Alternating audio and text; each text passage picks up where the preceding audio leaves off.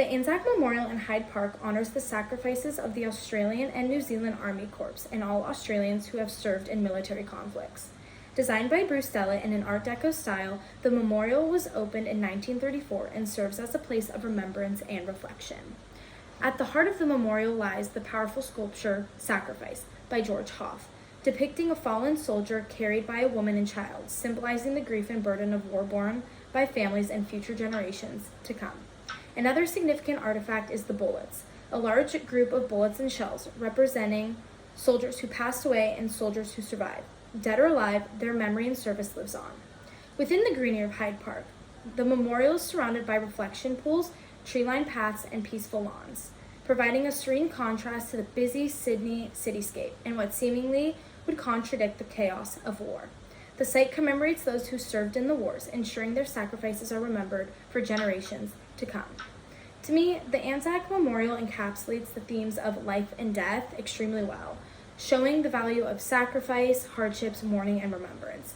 In the article that I chose to discuss earlier this week, Anna Clark shows the impact of these things on an individual level and on a national level, which plays a role in the interpretation and meaning of specific artifacts, like the ones in the Anzac Memorial.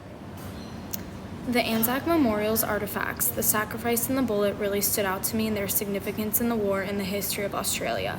I'm going to dive deeper into the facts and details of their significance. World War I and World War II were periods for Australia that brought forth a lot of hardship and death.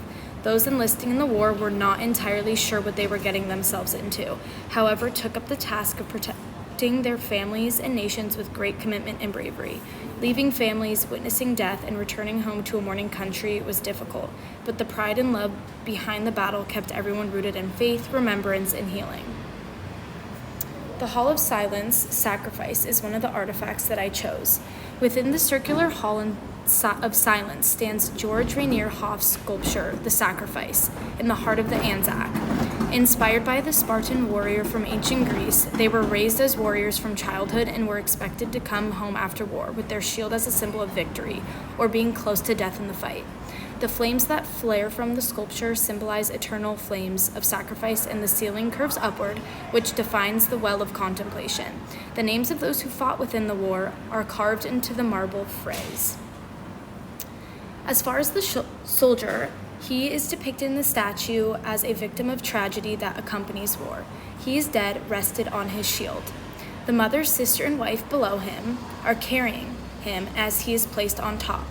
And these people are a symbol of his spirit. Though not living, they have inspired him through courage, endurance, and sacrifice. The importance and significance of this in the world wars is to highlight the emotions and mourning that the family had to go through when their loved ones did not return home from the war. The burden of death is carried with these family members forever, and it impacts generations. The history of the bullet. The artist Tony Albert and the curator Hetty Perkins created this in 2015. The site was a ritual contest ground, a crossroads for walking trails, and a site for ceremony, gathering, and camping.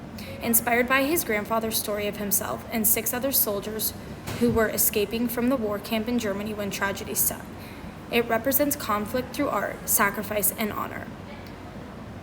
As Albert says, it's a special and powerful place for contemplation and remembrance, a space for all our stories to be heard and recognized. There's inscription on the outside of this artifact, and it says, "Though didn't let fall, we remember those fallen, we honor those standing." It's meant to respect Aboriginal and Torres Strait Islander people who served their country, and the memorial pays tribute to them and their dedication. So the 4 standing bullets represent the soldiers who survived, the Italian soldiers who caught them escaping a prisoner of war camp in Germany, and the 3 fallen shells represent the soldiers who made the ultimate sacrifice in the war and passed away by the execution of the soldiers. Their death was a mistake by the Italians. They were supposed to return back to Germany. And the importance and significance of this in the world wars is that the standing bullets potentially represent life and the fallen shells represent death.